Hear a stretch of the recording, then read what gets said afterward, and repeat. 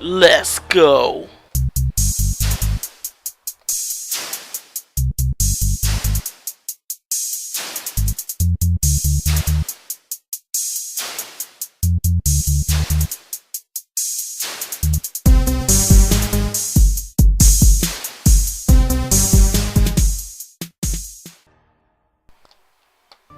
What's up, everybody? It's your boy Bleeding Hoof, back with another free-to-play Friday. I ain't done this in a minute. I've been busy, I guess you could call it. No, I ain't been busy. I just been lazy. But today's game is Neverwinter. It's by Cryptic Studios, and it was published by Perfect World. It's an action MMO RPG set in the Dungeons and Dragons universe. And according to the website, it said it's complex and challenging. I mean, there's only 5 races, and I think 6 or 7 classes. And with the race, or no, it's 5 classes, 6 races. And with the classes, with the races, you have different stat points, that you get extra. So depending on what race you pick, really goes towards what class you want to be. In my opinion, there wasn't really a lot to the character creation. It was okay. There's some presets and there's some customization sliders that you can do, but nothing like as along the lines of like DC Universe, which you can spend all day trying to get your character to look right, picking colors and all that kind of stuff. But you can pick your origin, where you're from, what deity you want to worship, all that kind of stuff, and which really has nothing to do with the game. It's just, I guess, making a little backstory for yourself. You know what I mean? And the graphics are okay. As you can see, she looks kind of bland and washed out, and I got it on pretty high settings. It runs fine. Granted, I had to update all my drivers for it to run okay. So, but anyway, I do have one big gripe about this game, and it is super linear. It is so super linear that you just run from quest hub to quest hub, finishing different quests of kill this, kill that, do this, do that, and then go in this place and kill this boss. And this is the end of one of my quests that I did with the boss, and it wasn't all that challenging. I've soloed most of it for right now, and I can say it's not very challenging. I'm a warrior, what do they call it, a protection knight or something like that, and I didn't have any problems. As long as I had at least one potion on me, I could survive most of it. I'm about to pop my potion now here in a second. As you can see, I'm not gonna die, just slicing away. But there's one thing I can say about this game: it's not all bad. The combat was fun. The combat was fast. The combat was smooth. It was instant. You don't have to worry about what rotation you got to do with all this kind of stuff. So the combat made it very fun for me. Experience was slow in the beginning, but once I started doing quests, it came in really, really fast. Like, really fast. And I got from like 5 to 8 in like an hour.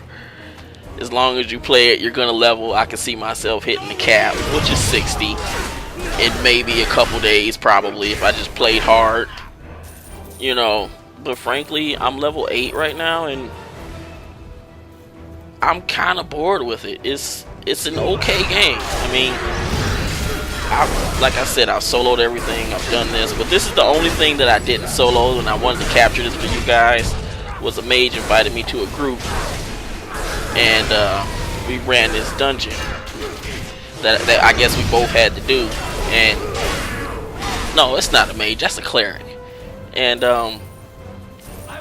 as you can see, she's just burning through everybody, and here I am with my warrior with no spells.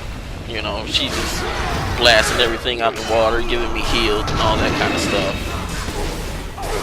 But I can say one thing, and what makes this game Dungeons and Dragons is that they have this thing called the Foundry, where users can like be a dungeon master, create quest lines, different challenges, you know, all for the Neverwinter community. You can even go on the site or into the Foundry, into the game, and see which ones are top rated. You know, they'll have some will have you like going back in time and all this kind of stuff. I don't have time for that, so I would love to try out some of this stuff as I progress in the game.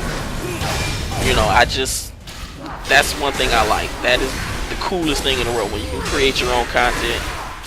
I just never had time. Like in StarCraft, the first one, I used to create my own maps, and me and my cousin were playing with stuff like that. But other than that, creating a storyline, and I guess I'm not that creative. But there's some things I do want to see. I want to see how the 5-man dungeons are. I know there's 5-mans. I know there's really no in-game content. There's 20-man skirmishes, which is 20-on-20 skirmishes that are on a timer, so you're just not jumping in. I think it says skirmish has 9 minutes remaining. You know, it's like that big battle in WoW. I can't think of the name right now, but the big battle in WoW where you go in and you do certain tasks, I guess. But again, the combat is fun as hell. I can't say more about how fun this combat was. You get special skills like that, you know, that you can just blow enemies away and all that kind of stuff. I love it. I loved it. It was great. And I can really see this game being played, since they're bringing a lot of free-to-play stuff on PlayStation 4. I can really see this game coming to PlayStation 4. So Sony, if you're listening, talk to Cryptic, talk to Perfect World. You already got Blacklight. Get Neverwinter. I'm sure it'll take up a lot of time on the PlayStation. I was kind of disappointed that you didn't have controller support on the PC, but that's here nor there. But as far as PvP goes, I haven't done it yet. I mean, if it's anything like DC's, again, I'm comparing it to DC, which is one of my favorites. The combat makes this game so fun. DC's PvP was awesome. You know, I would like to see myself doing some PvP, some 5-on-5, just to see what it's like. But I heard it's only like 2 maps. You know, and that's kind of a downer. I'm sure they're gonna add more. And I mean, the game is still practically new, so you can't blame it. You can't blame them for just getting it out there, letting people play it. I mean, here's an end boss fight that we did, and I don't even have any tanking skills yet. I was just hacking and slashing away. But after each quest, you go and do the last little mission that you have to do when the treasure chests will light up, and it'll give you your reward, which is kind of cool. Just don't forget to do it, because I forgot one time and just left it in there. And I can say the game has potential. It has potential.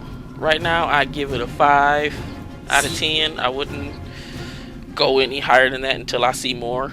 I'll probably post some more as I level up. You know, see more content, let you guys see the game and all that kind of stuff. But basically, I call it a dungeon crawler, not an MMO. But on that note, this your boy Bleeding Hoof, giving you free-to-play Fridays again. And pick up Neverwinter, get some friends, hit the weekend, have some fun, and I'm out. Peace.